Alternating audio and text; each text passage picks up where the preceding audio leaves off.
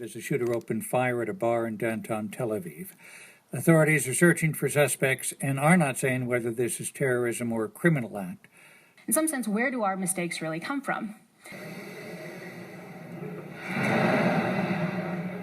Now, fearlessness like this, that is a biological inability to feel fear, is incredibly rare. Fear is one of the most basic emotions that we have, so it's next to impossible to find someone without it. Esther went back to the exact same town to document the children of the children that he had originally tracked in the 70s. And when he asked the new generation of kids to show him where they played alone, what he found floored him. They just didn't have very far to take me, just walking around their property, really. The huge circle of freedom on the maps had grown tiny. There is no free range outdoors. Even when they're much, much older, parents now say, I need to know where you are. I need to know where you are at all times. Along with shootings, there have been vehicle rammings and stabbings. Violence is becoming a fact of daily life in Jerusalem. Reporter Daniel Estrin spoke with people in that city about how tensions have affected their daily routines.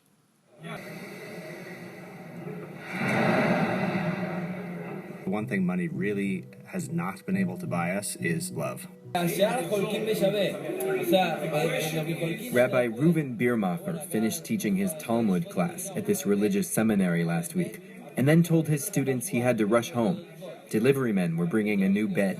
He was afraid a Palestinian guy was going to deliver the bed and his wife was going to be all alone. Chaim Zbar, a student, says the rabbi was worried the delivery man could be Palestinian and be a danger to his wife. But it was the rabbi who was killed in a Palestinian stabbing on his way home.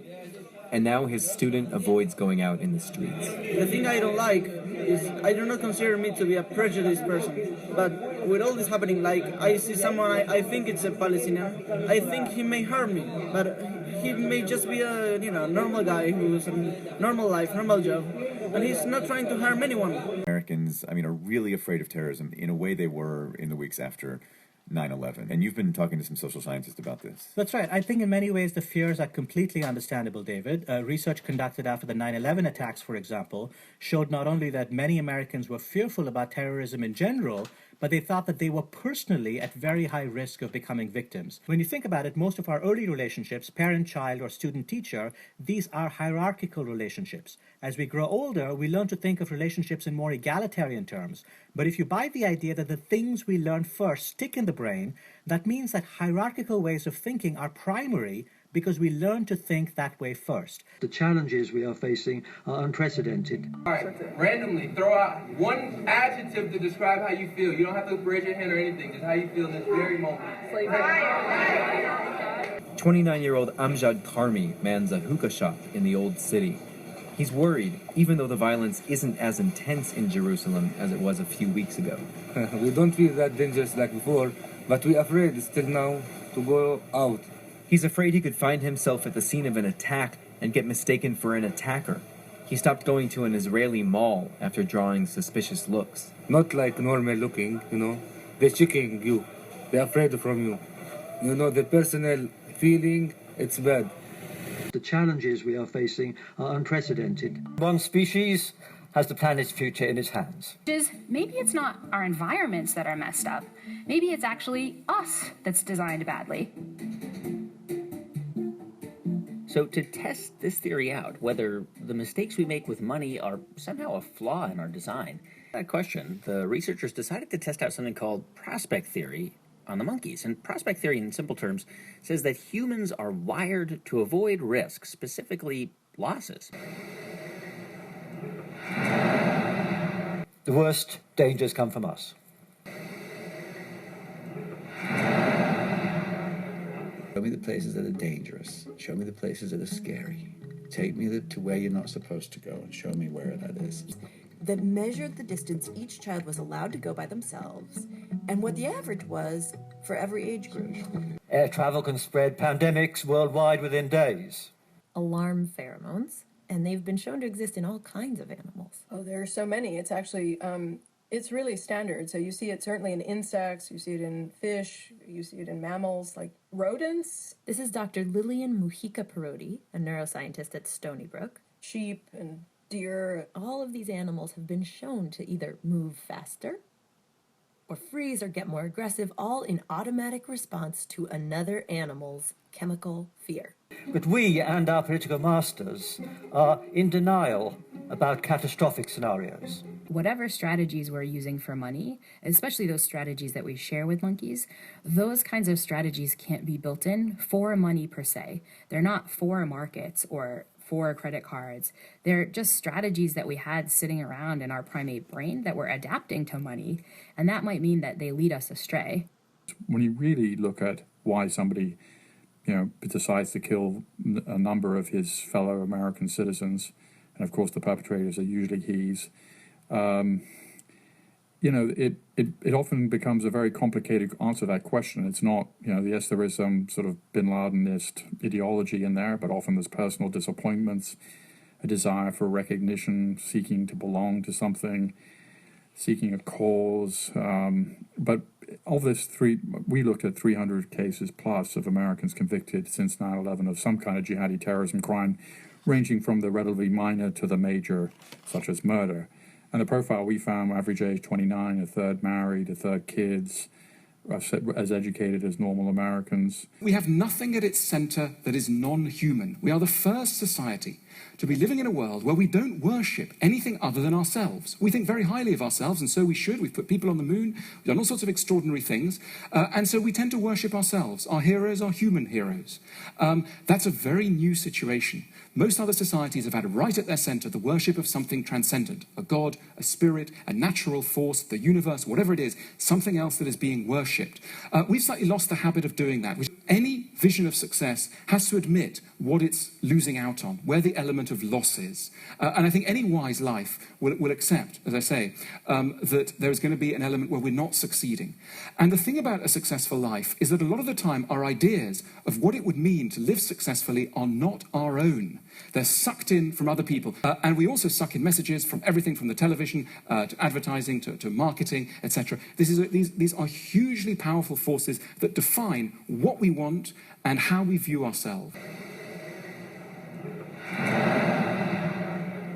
We are very different from all previous species, and we have the power to endure. We also have the power to destroy ourselves. Very unusual disease called the Urbach-Vita disease. Urbach-Vita has three main symptoms. People with the disease usually have an extremely hoarse voice, small bumps around their eyes, but also the disease leads to these deposits in the brain. Deposits of calcium, little stones in certain parts of the brain, and one part in particular is a favorite for those deposits, and that is the amygdala. The amygdala are two almond-shaped structures deep in the brain, critical for the processing of fear. And in SM's brain, her amygdala were completely calcified. It's a little bit as if you would go to this region and literally scoop it out.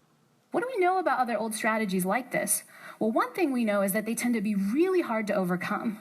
Think of our evolutionary predilection for eating sweet things, fatty things like cheesecake. We can't just shut that off. We can just look at the dessert cart and say, no, that looks disgusting to me. We're just built differently. We're going to perceive it as a good thing to go after. My guess is that the same thing is going to be true when humans are perceiving different financial decisions. When you're watching your stocks plummet into the red, when you're watching your house price go down, you're not going to be able to see that in anything but old evolutionary terms. This means that the biases that lead investors to do badly, that lead to the foreclosure crisis, are going to be really hard to overcome. Terrorism isn't only about numbers, because of course people react to terrorism. Our fears are not entirely rational. We're walking around with the same brain that we walked around the jungle with 20,000, 30,000 years ago, and fear is a pretty dominant part of our sort of basic emotions. But that said, if you bring some rationality to the problem, terrorism is really a relatively minor issue. threats against black students at the University of Missouri. That's where earlier this week the president resigned after protests. Although nothing happened after these threats, many of the university's black students got scared. Adrian Florido of NPR's Code Switch team reports on how they're doing. Shortly after the threats appeared online Tuesday evening, police said there was no threat to campus. But some students there said they recognized the language in one of those posts. "Some of you are all right," it said. "Don't go to campus tomorrow." It was almost identical to a message posted shortly before last month's community college shooting in Oregon. Black students on Mizzou's campus were scared Tuesday night. Some left their dorms to stay with friends. Senior Sean Adams offered rides to students too afraid to walk outside. I mean, that was my role, and I did that all the way up until like 12:30. And I came back home and just, people came over and stayed in my place, so we just slept. Oh, but then I got a call. It was a friend, and they decided they had to do something more.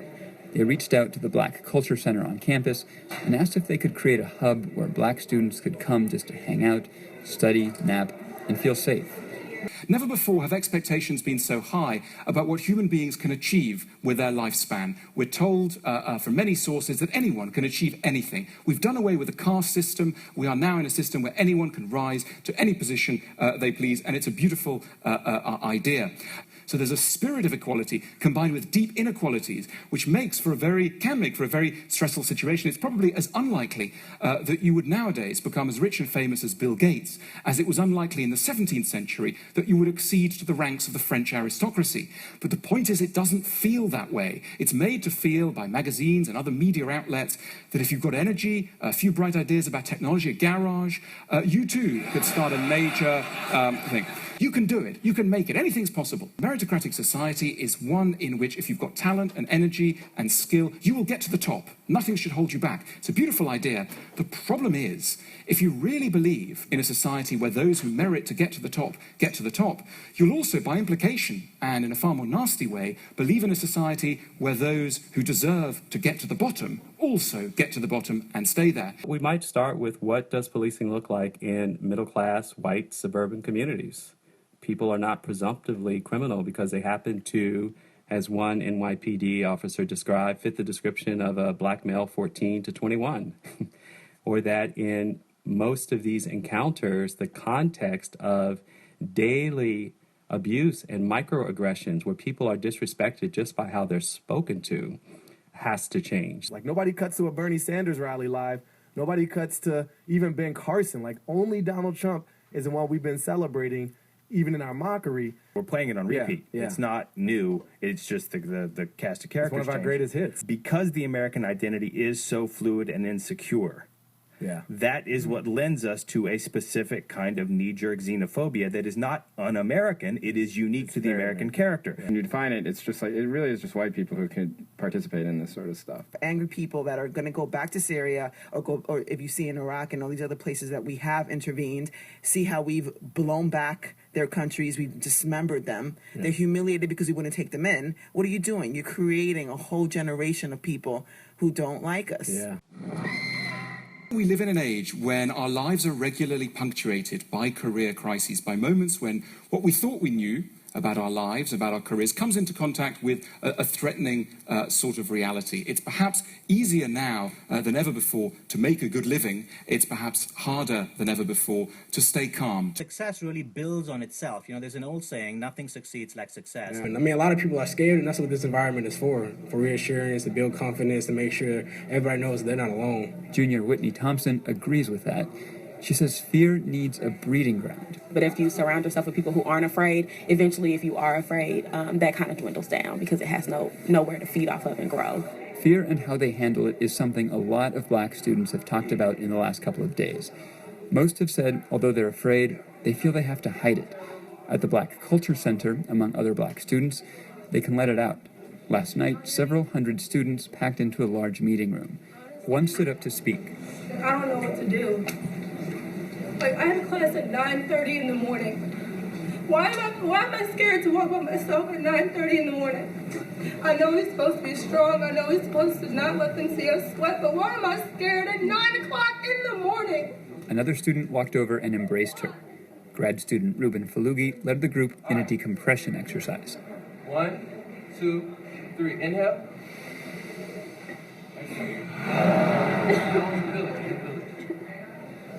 She collected the sweat of very terrified people as they jumped out of an airplane for the first time ever.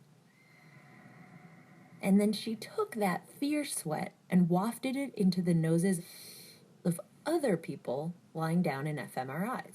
And what we saw is that the fear center of the brain lit up. And their cognitive abilities changed too. She showed the fMRI people really fast images of faces. And it turns out that the alarm pheromone increases the accuracy with which you're able to determine whether someone is aggressive or not.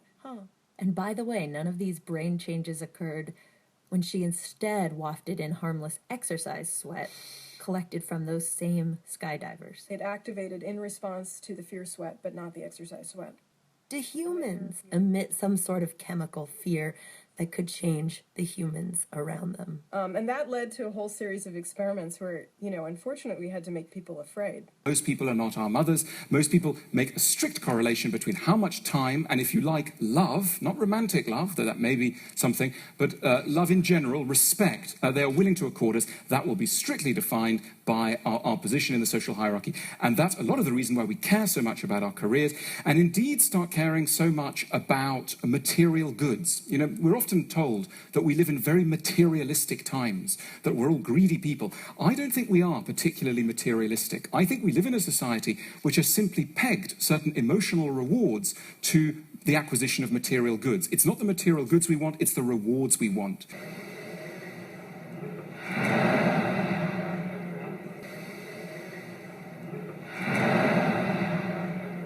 Your brain responds to disembodied particles of fear. Meaning, when you get a kind of bad feeling about a person or a place? That could be real information you are detecting at the chemical level. I think that is the part that bothers people. That makes people nervous about the whole concept of free will. People clustered around a bonfire. Sar stepped forward to speak. The man that did this to me is here. I saw him. The man that beat me and killed my father is here. The man who did this to me is here. He's right there. This is the man. Sar points to Numa. At the time that he said, the person who did this, he's here in the audience, he became quite emotional, and he actually approached the other boy, seemingly in a kind of moment of anger. And one of the others in the village stepped forward, pulled him back a little bit to ensure that they didn't actually engage in some sort of physical tussle. So there was a very tense moment where they were very close to each other. And the boy who had actually committed this crime and admitted. They gave me a knife to kill his father. I took that knife and cut his father's throat. But what I did was not my choice. Please forgive me. And then the boy whose father had been killed said, I have accepted and I have agreed to forgive him.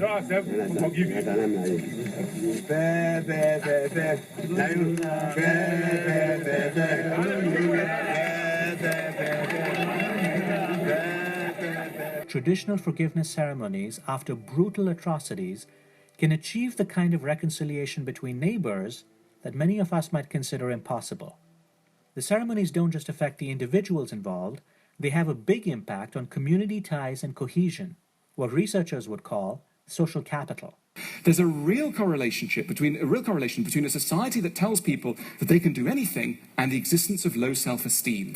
So what I want to argue for is not that we should give up on our ideas of success, but we should make sure that they are our own. We should focus in on our ideas and make sure that we own them, that we are truly the authors of our own ambitions. Because it's bad enough not getting what you want, but it's even worse to have an idea of what it is you want and find out at the end of the journey that it isn't in fact what you wanted all along.